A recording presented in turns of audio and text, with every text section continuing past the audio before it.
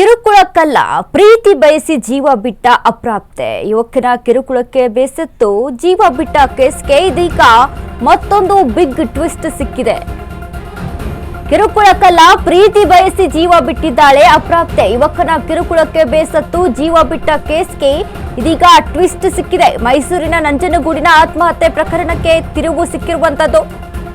ಪರಸ್ಪರ ಪ್ರೀತಿಸುತ್ತಿದ್ದ ಮೃತ ವಿದ್ಯಾ ಹಾಗೂ ಆದಿತ್ಯ ವಿದ್ಯಾಭ್ಯಾಸ ಮುಗಿಸಿದ ಮೇಲೆ ಮದುವೆ ಆಗುವುದಾಗಿ ಭರವಸೆಯನ್ನ ಸಹಿತ ಅಲ್ಲಿ ಕೊಟ್ಟಿದ್ರು.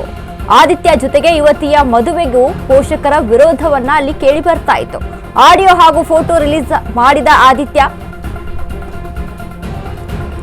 ನಾವಿಬ್ಬರು ಪ್ರೀತಿಸ್ತಿದ್ವಿ, ಅವಳಿಗೆ ವಯಸ್ಸು ಚಿಕ್ಕದು, ನಮ್ಮ ವಿದ್ಯಾಭ್ಯಾಸ ಮುಗಿಸಿ ಮದುವೆ ಆಗುವ ಪ್ಲಾನ್ ಸಹಿತ ಇತ್ತು. ಅಲ್ಲಿ ದಿವ್ಯಾ ಮನೆಯವರು ಬೇರೆಯವರ ಜೊತೆಗೆ ಮದುವೆ ನಿರ್ಧರಿಸಿದ್ರು. ದಿವ್ಯಾ ಮಾನಸಿಕವಾಗಿ ನೊಂದು ಆತ್ಮಹತ್ಯೆ ಮಾಡಿಕೊಂಡಿದ್ದಾಳ, ಇಲ್ಲ ಮನೆಯವರ ಏನೋ ಮಾಡಿದ್ದಾರೆ ಅನ್ನೋ ಅನುಮಾನ ಸಹಿತ ಇಲ್ಲಿ ವ್ಯಕ್ತವಾಗ್ತಾ ಇದೆ. ದಿವ್ಯಾ ಪೋಷಕರ ವಿರುದ್ಧವೇ ಆದಿತ್ಯನ ಆರೋಪ.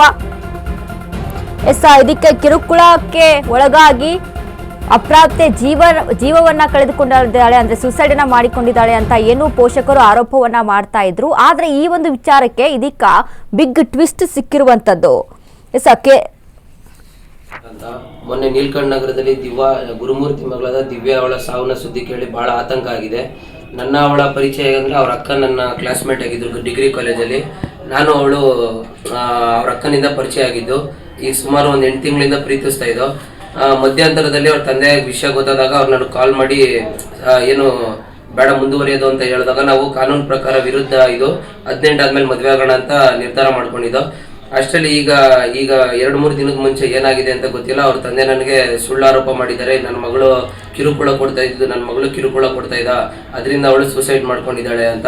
ಆದ್ರಿಂದ ಅವ್ರ ತಂದೆ ತುಂಬಾ ಕಿರುಕುಳ ಕೊಟ್ಟಿರೋದಕ್ಕೆ ಮತ್ತೆ ನಾನು ಅವಳು ಕಿರುಕುಳ ಕೊಟ್ಟಿಲ್ಲ ಅನ್ನೋದಕ್ಕೆ ನಾನು ಎವಿಡೆನ್ಸ್ ಏನ್ ಬೇಕು ಅದನ್ನ ನಾನು ತಲುಪಿಸಿದ್ದೀನಿ.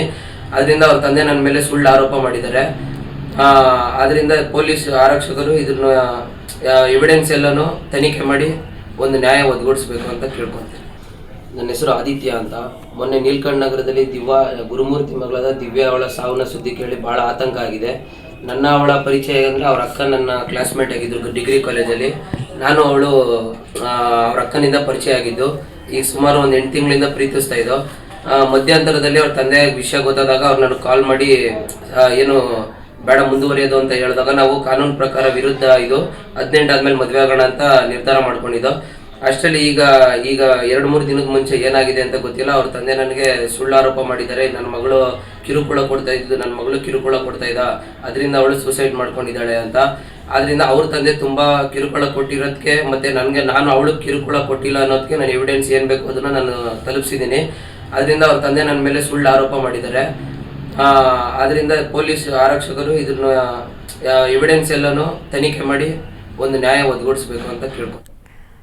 ಇದೀಗ ದಿವ್ಯಾ ಪೋಷಕರು ಒಂದು ಆರೋಪವನ್ನ ಮಾಡಿರ್ತಾರೆ. ಈ ಒಂದು ಯುವಕನ ಒಂದು ಕಿರುಕುಳಕ್ಕೆ ದಿವ್ಯಾ ಸೂಸೈಡ್ ಅನ್ನ ಮಾಡಿಕೊಂಡಿದ್ದಾಳೆ ಅಂತ. ಆದ್ರೆ ಇದೀಗ ಈ ಒಂದು ಯುವಕ ಹೇಳ್ತಾ ಇರುವಂತದ್ದು, ನಾವಿಬ್ರು ಪರಸ್ಪರವಾಗಿ ಪ್ರೀತಿಯನ್ನ ಮಾಡ್ತಾ ಇದ್ವಿ, ಮದುವೆ ಆಗ್ಬೇಕು ಅಂತಾನು ಸಹಿತ ಅನ್ಕೊಂಡಿದ್ವಿ. ಆದ್ರೆ ಅವಳ ವಯಸ್ಸು ಚಿಕ್ಕದಿರುವ ಕಾರಣದಿಂದಾಗಿ ಸ್ವಲ್ಪ ಟೈಮ್ ಅನ್ನ ತೆಗೆದುಕೊಂಡಿದ್ವಿ, ವಿದ್ಯಾಭ್ಯಾಸ ಮುಗಿದ್ಮೇಲೆ ಮದುವೆ ಆದ್ರೆ ಆಯ್ತು ಅನ್ನುವಂತ ಪ್ಲಾನಿಂಗ್ಸ್ ಅಲ್ಲಿ ಇದ್ವಿ.